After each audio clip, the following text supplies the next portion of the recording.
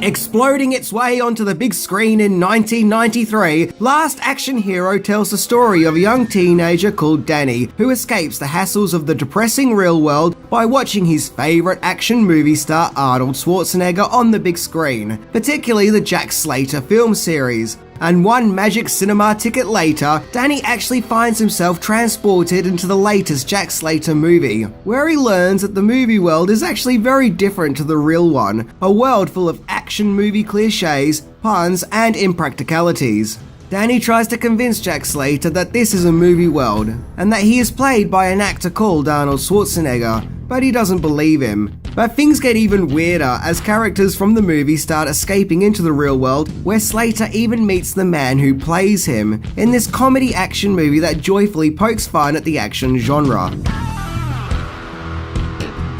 Yeah, this movie was absolutely torn apart upon its release, because critics just couldn't figure out what exactly it was supposed to be. Was it a silly, goofy, oddball comedy movie, or an action movie? Well, today let's try and figure out as we look into 10 things that you didn't know about Last Action Hero. The only movie you're ever going to see where Arnold Schwarzenegger says the line, "Look, elephant!" Let's check it out.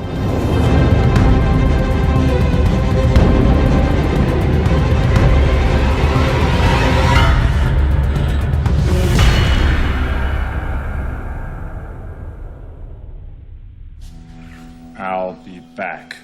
Ha! You didn't know I'm gonna say that, did you? That's what you always say. I do? Number 10. Inspired by a popular 90s TV show. Despite the fact that The Last Action Hero was a loving homage to the more muscle-fueled action movie tropes of the 80s and early 90s, the inspiration for Last Action Hero comes from the strangest of places, The Simpsons. Now you're probably scratching your head and thinking, The Simpsons? What on earth does The Simpsons have to do with Last Action Hero? Well, just bear with me. The concept of Last Action Hero comes from writers Zach Penn and Adam Leaf, and the idea was inspired by The Simpsons, because The Simpsons was a show that was making fun of the family sitcom genre and traditions, while also being itself a family sitcom. The two writers wanted to apply this concept of self-aware ridicule to the action movie trope, to make an over-the-top, loud, explosive action movie that was not only poking fun at itself, but the action movie format in general, while also being an action movie. So henceforth, Last Action Hero was born. Apparently that is something that gets a lot of people talking. Is action movie a comedy or an action movie? After all, it has lots of action and explosions, but at the same time it has lots of jokes and humour. So in conclusion, I would say it's an action comedy. Not as serious as Lethal Weapon, but not as outlandish as Loaded Weapon. Just somewhere in the middle. Number 9. Original names and titles. The early script for Last Action Hero was a lot different to the finished product. Originally the movie was called Extremely Violent, and the Slater character was called Arno Slater, suggesting that the character was always going to be a take on the Arnold Schwarzenegger tough guy trope. The original script was also set to take place entirely in the movie world, with no dimensional crossing into the real world. The film was basically to be a satire on Hollywood movie violence, particularly being a parody of Shane Black's scripts, whom had written several action movies such as the Lethal Weapon movies and The Last Boy Scout, as well as co-writing Predator. According to several articles I've read, the movie was to focus on the main hero's use of violence and the effects that it has on those around him. How's that guy? Cone of phrase.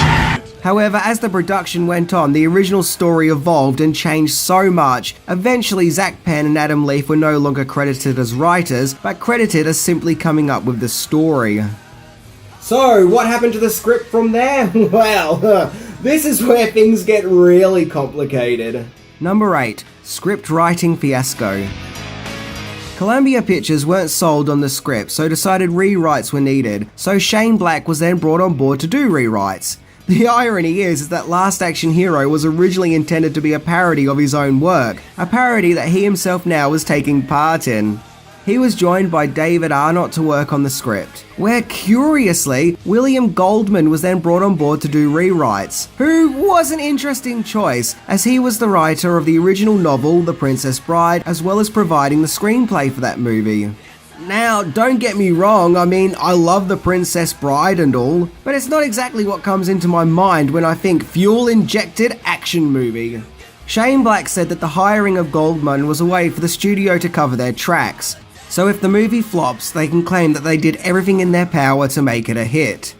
However, there was still dissatisfaction with the script, so Highlander and Beverly Hills Cop 2 writer Larry Ferguson was brought on board for rewrites, and even Carrie Fisher was hired to spruce up some of the dialogue, who, as I mentioned in my Hook episode, also worked on the script for that movie. Shane Black would go on to say that he believed that one of the reasons the movie didn't work was just the cluster of writers brought on board to work on the movie. Look, if not even Princess Leia can shape up your script, you know there's a problem. Number 7. Tight filming schedule. As if Last Action Hero's production wasn't problematic enough, what with all the rewrites taking place, the movie was also given very little time for it to be completed. It was scheduled for a June 18th release in 1993, which left the movie's production a total of 9 months to make the film and have it complete. Keep in mind that Last Action Hero is a special effects heavy movie, with stunts and explosions, delicate procedures that take time to work on, not to mention all the action sequences and other effects. Last Action Hero was directed by John McTiernan, whom had previously directed Die Hard, Predator and The Hunt for Red October. So at this time he was something of an action movie extraordinaire, but it seemed that not even he could save the movie's production, to which the movie's crew would work up to 18 hours a day, with the final cut only being completed mere days before the movie's release. Number 6. Bizarre cameos. Okay, it's well known that Last Action Hero has some pretty bizarre and out-of-place cameos from several famous faces, some of which may leave you scratching your head and asking, what was even the motive for using said celebrity? What do they have to do with action movies? Some of these cameos include Tina Turner, Ian McKellen, Sharon Stone, Robert Patrick, Jean-Claude Van Damme, MC Hammer, Chevy Chase, along with Danny DeVito voicing an animated cat, and old footage of Humphrey Bogart has a digital cameo. And supposedly this extra peeking behind Van Damme here is former James Bond Timothy Dalton. Why was he there if you can hardly see him? Stuffed if I know. I can't figure out why many of these famous faces turn up. Last Action Hero even parodies and makes nods to other works such as Terminator 2 Judgment Day, E.T., The Wizard of Oz and Hamlet. And we even see Danny, the main character, watching old Warner Brothers cartoons, as well as many other references. Well, my guess to this is because maybe Last Action Hero isn't just a parody of action movies, but an exploration into our obsession with pop culture and how it consumes us and is a part of our everyday lives without us even knowing it. But hey, that's just a guess. Maybe Last Action Hero isn't that deep. Or maybe it is, and the whole time we didn't know that it was actually a very smart movie. Number 5. Alan Rickman Says No. As being more of a comedic take on the character, and it was even intended for Hans Gruber actor Alan Rickman to play the part of Benedict. But Rickman supposedly wanted a large fee for his contributions and thus turned the part down, so the production team then turned to Charles Dance, who that very same year also starred in Alien 3. Although he is no Hans Gruber, Dance is able to make Benedict lots of fun, while being humorous and villainous at the same time. Hello? I've just shot somebody! I did it on purpose! However, when Chance discovered that he was actually the second choice for the role, he once turned up on the set wearing a t-shirt saying, "I'm cheaper than Alan Rickman." Number 4. Action figures. Man, I love these figures for The Last Action Hero, as I felt they got Arnold Schwarzenegger's likeness down perfectly. They were well sculptured and robust. Now, I will admit, I only really got the Arnold Schwarzenegger ones as he was the only action figure I particularly wanted. I did have the Benedict figure, but he was basically there for necessity, so I could have a bad guy for Slater to fight and kill. I mean, I certainly didn't want a figure of Danny. As a kid myself, I didn't want a toy of some other nerdy kid. Nope, to hell with that, I want it to be Arnie. What's really impressive is that some of these figures even talked and used voiceovers by Arnie himself. Big mistake. Cool, Slater talks! But is it just me, or does Arnie sound really uninspired in these recordings? Like, he honestly just can't be bothered doing it. Pull up a chair. Heads up. Yo!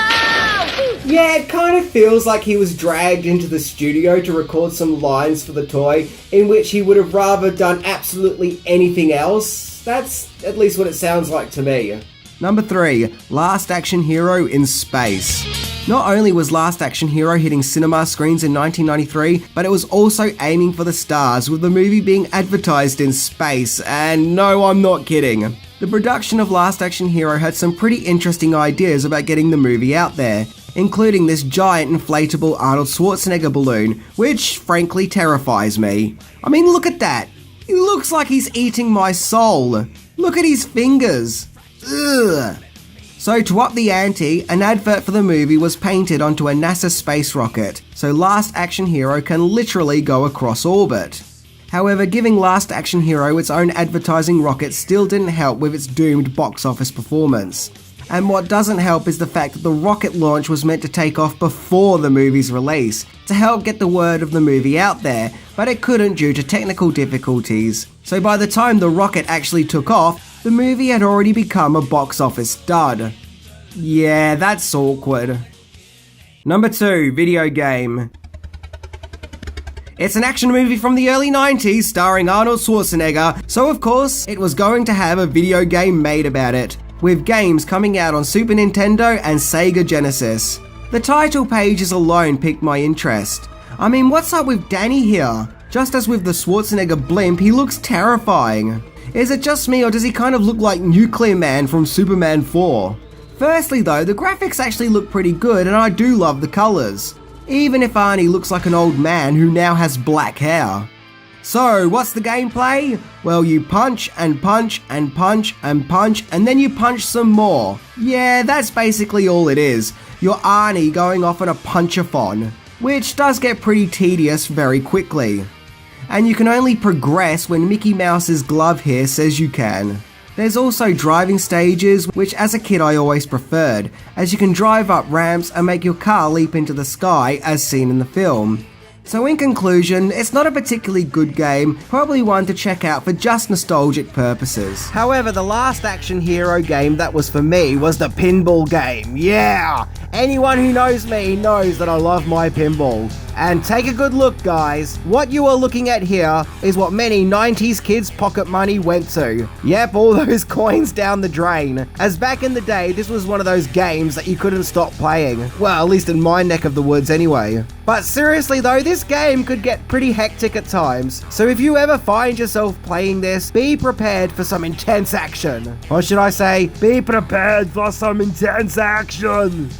Interestingly, just like the action figures, Schwarzenegger lends his voice to the pinball game. However, whenever you get your ball in this hole here, he always tells you to come back later. Listen. Come back later. Why? Come back later. Why not now? Come back later. Stop telling me to come back later. You come back later. Also, the audio recording when the game finishes is pretty funny too. To be or not to be. And Hamlet is picking out the trash. Yeah! Not to be. All in all, this pinball game was, and is, lots of fun. Just get used to Arnold Schwarzenegger constantly saying, Come back later. Number 1, Jurassic Competition. Due to the massive success of Terminator 2, there was great anticipation for Arnie's next big movie, which was Last Action Hero. However, to combat this, Universal Pictures decided to release Jurassic Park on June the 11th, just 1 week before the scheduled release of Last Action Hero, which automatically set Last Action Hero up for failure. Fearing that releasing Last Action Hero so close to the insanely popular Jurassic Park would be commercial suicide, Arnie pleaded with Columbia Pictures to put off Last Action Hero's release by a month, so it wouldn't coincide too much with Jurassic Park. But his pleas were ignored, and thus, as insane as it sounds, just 1 week after the release of Jurassic Park, a time when Jurassic Park was dominating the box office, Last Action Hero was released. And naturally, people weren't exactly flocking to see it. And just to add salt into the wounds, Last Action Hero famously had terrible test screenings, and word of mouth about how bad the movie was in the test screenings was spreading around, which didn't help Last Action Hero commercially. Last Action Hero made $137 million at the box office. earning just over $40 million on its $85 million budget, in contrast to Jurassic Park, which made a jaw-dropping $914 million. I think Last Action Hero is a fun movie that's self-aware and able to poke fun at itself and Hollywood in general. And maybe back when it came out, we just weren't ready for that kind of satire. After all, we are now living in a day and age where parodying 80s action movie tropes are very common. So maybe Last Action Hero was just ahead of its time. Either way, it's fun watching Schwarzenegger poke fun at himself, and that alone makes it worth watching. Anyway, I'm Minty, and look, elephant! Come back later.